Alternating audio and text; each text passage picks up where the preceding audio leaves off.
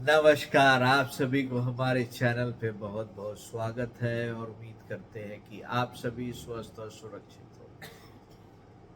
जिस तरह से भारतीय जनता पार्टी को लोकसभा चुनाव में एक बिजली का बहुत बड़ा शॉक लगा, जिसको चला रहे थे उनके कार्यकर्ता, वो बड़े से बड़े नेताओं को हिला दिया। बहुत सारे राज्यों में तो एक तरह से सरप्राइज की बारात लग गई और उसके कारण था निचले स्तर के कार्यकर्ताओं की का घोर, हम कह सकते हैं, उपेक्षा।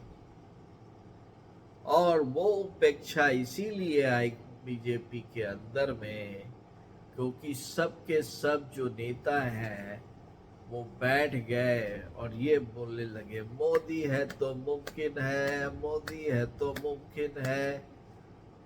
और जब ये होने लगा तो कार्यकर्ताओं के पास मैसेज लेके जमीन तक जाने के लिए कोई मैसेज नहीं रहा और वो निष्क्रिय हो गए। उसी निष्क्रियता में जो इंडिया अलायंस है, जिसको राहुल गांधी और अखिलेश यादव, शरद पवार, उद्धव ठाकरे जी लीड कर रहे थे, उन्होंने अंडर करंट बना दिया और बीजेपी की हो गई चांदी। इस चीज का जब रिपोर्ट आया, वो तो किस्मत समझिए कि यूपी में मायावती जी ने 9% का जो वोट शेयर रखा, उसके चलते बीजेपी की लाज बच गई। नहीं तो बीजेपी तो वहां पे लाज भी नहीं बचा पाती, ये सच्चाई। लेकिन मैंने एक वीडियो में कहा था कि बीजेपी एक ऐसी पार्टी है जो बहुत जल्दी उभर जाती है अपने सेटबैक से और अगले ही चुनाव में वो दूसरों को आश्चर्यचकित कर देती है।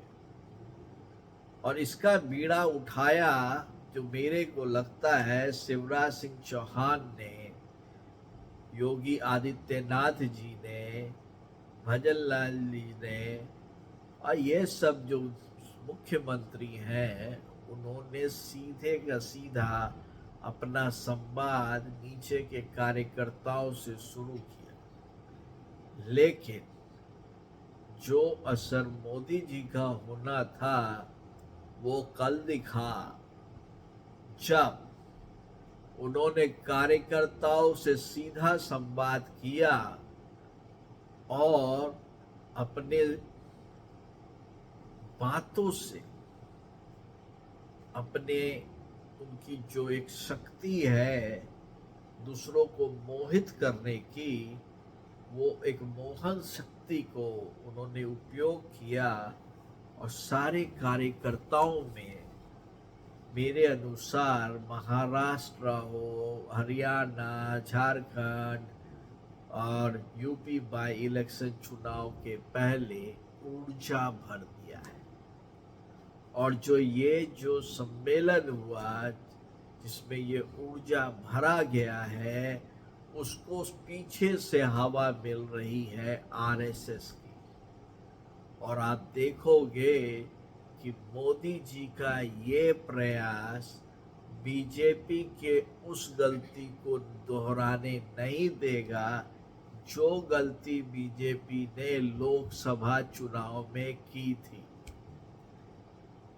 लोकसभा चुनाव में यदि मोदी है तो मुमकिन है 400 पार, या ओवर कॉन्फिडेंस नहीं होता, नेताओं को अकाउंटेबिलिटी और रिस्पॉन्सिबिलिटी दी जाती, तो वो फिल्टर होके नीचे जाता और ऊपर से दूसरे पार्टियों से आए हुए नेताओं को थोपा नहीं जाता। और अब ये देखना है कि बीजेपी पे का जो कार्यकर्ता दिवस है, ये कितना रिजल्ट लेके ये 4 राज्यों में आता है। और ये बहुत हद तक योगी की मोदी की मजबूती को दर्शाएगा और एनडीए सरकार की स्टेबिलिटी को दर्शाएगा। सही नहीं बोल रहे? आप अपने विचार दीजिए, इस चैनल को जरूर लाइक कीजिए, सब्सक्राइब कीजिए। तब तक के लिए आप सभी को बहुत बहुत धन्यवाद।